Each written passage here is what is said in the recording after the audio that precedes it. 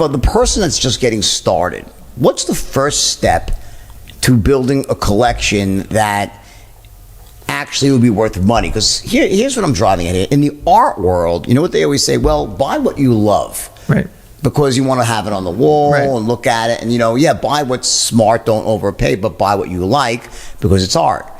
Is there any truth in that when it comes to collecting cards? Like, buy what moves you in terms of like, oh, I was a fan of this team or this sport? Or is it more about just, I have to really play the numbers and it's all about, PSA score, rarity of card, year it was produced in their person's career? Or is it more, what is the secret? Is there a formula? Yes. So collect what you like to collect, the things that you would like for your, art wall, if you will, in a small amount for yourself, for your personal, for your heart. But that's not investing. If you just love a player because you grew up on this player, you're like, oh, I love this guy, he was the best soccer player, best baseball player, that doesn't mean that the market cares, right? If you happen to love LeBron James, okay, well, what I'm saying is irrelevant because LeBron James is a legend. He's a GOAT. When you are investing, the supply and demand part comes very specifically from demand. The demand is people are always going to want LeBron James. They're always going to want Kobe Bryant. They're always going to want Michael Jordan. Those guys, they are sealed in time. History has been made, okay? If you go get the other player because you just happen to love John Stockton, legendary player, great at three-pointers, not talked about very much. When's the last time somebody said the word John Stockton to you? Yeah. Exactly. So, great player, you might love the Utah Jazz and you love John Stockton or Karl Malone, doesn't mean that transcends into somebody wanting to pay you $1,000 for that card. Does that make sense? Sure. For example, when I was growing up, it was about getting an entire set from a team or something, or the whole season. Does that have value as well, like a collection, or no, they're all priced individually? For vintage cards, it matters. For vintage sets, you get a set from the 60s, 70s, 80s, well, not even the 80s, for at least 50s, 60s, 70s, those vintage sets, that does matter. Nobody's going to care about your 2020 set of NBA cards. It's just not that thing anymore. But here's my question, because I've been kicking myself in the ass. I know every person my age says, damn it, why did I? Absolutely. Right? I had all these cards. I had my brother and I obsessed over these cards, and we used to flip them. I don't know if people still do that. We flip cards, and it was a whole big thing. It was a really big, just like fun thing for kids to do. It was only Tops back when I was a kid, right? It used to come with a piece of chewing gum inside. They're still there. And it's just great memories, right? And we had boxes and boxes, organized, perfect, right? I think my brother still has them, but like my son, okay, both my kids are in their 20s. They didn't save their cards. Question: someone right now is 20 years old, they still have their cards. If they just take those cards and put them away, what are they going to be worth in 20 years? Or is it too late now? Or no, every 20 years they're just going to keep becoming valuable again? Sure, there's definitely cycles in this whole thing. You want to keep those cards set aside because things happen that you would never guess. Right now, Pokemon has gone through the roof. But if you would have said that a year ago, you would have looked at me like I had two heads. Right. But now Logan Paul's video is the #1 trending video in the world, opening up a box of Pokemon cards. Why? Because the demand is here. When people make it cool, Logic, he bought another rapper, he went and spent 6 figures on the same box. You have Steve Aoki buying all these cards. You have different characters buying cards and being excited and happy about it. Even LeBron James, when his card sold for the record, it was for a couple $1 million a few months ago, he commented that day, LOL, I have 2 of those also.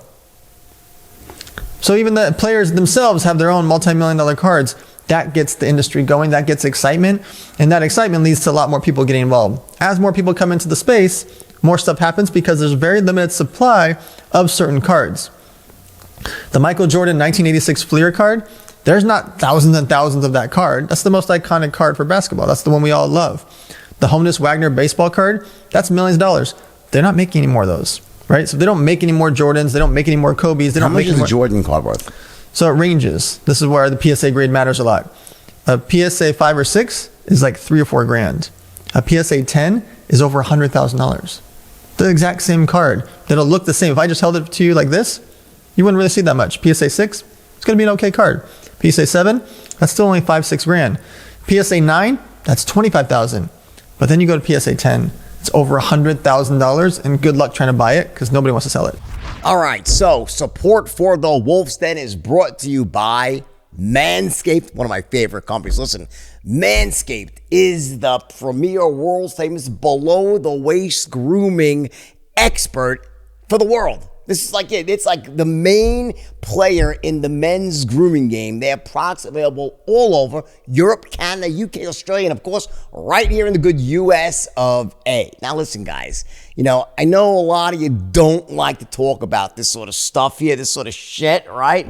But me, I talk about anything. That's why I'm the wolf, right? You gotta stay groomed. I'm talking about your ears. You don't want the enchanted forest coming out of your ears. You don't want freaking nose hairs coming out, which is the grossest thing ever. And also the private parts down here, right? And you know what I'm talking about, guys. No one wants to see the freaking wild enchanted jungle down there, okay? You send women running for the hills like that. Trust me, I know. Not firsthand, but I've heard it, okay? Manscaped's gonna give you the tools that you need to keep that shit under wraps, to keep it under control. Manscaped is truly absolute state of the art when it comes to keeping your ball hairs in check.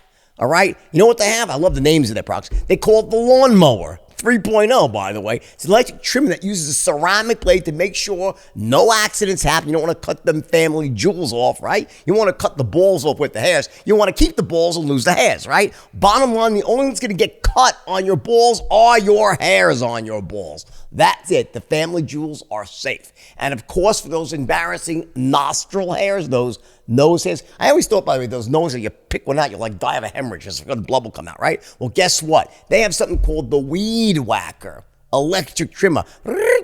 Kills those nose hairs. I mean, what's your worst nightmare? You're in a meeting, you're trying to sound serious, and people are looking at you and they're analyzing your body language, your facial expressions. But what they're really looking at is this freaking gigantic hair sticking out of your nose. They're saying, what is wrong with the person that walks around with a giant hair sticking out of their nostril? Not the fact they haven't gotten laid in 5 years, you know that for sure, but what kind of person of power? Does an expert in their field really have giant hair sticking out of their nose? I don't think so, all right? It's an unsightly, gross, embarrassing thing. Again, with Manscaped's products, their Weed Whacker, that will never happen again. Specially designed to keep those nose hairs and the dreaded ears hair. That's like when you see a guy with giant ears. And by the way, you just know that as you get older, that shit just keeps growing. Your ears and your nose keeps getting bigger and bigger and bigger, right? And the hair stops growing when you want it to grow and starts growing in abundance when you don't want it to grow, okay? So this stuff takes care of that.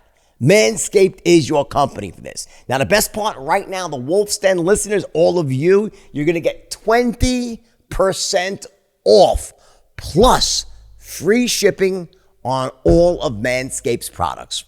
I'm telling you, this is the time to buy. Claim your discount right away. Get 20% off and free shipping at manscaped.com/wolf. Again, that's 20% off. Free shipping at manscaped.com/wolf. Your balls will thank you, as will your earlobes, your inner ear, and your nose.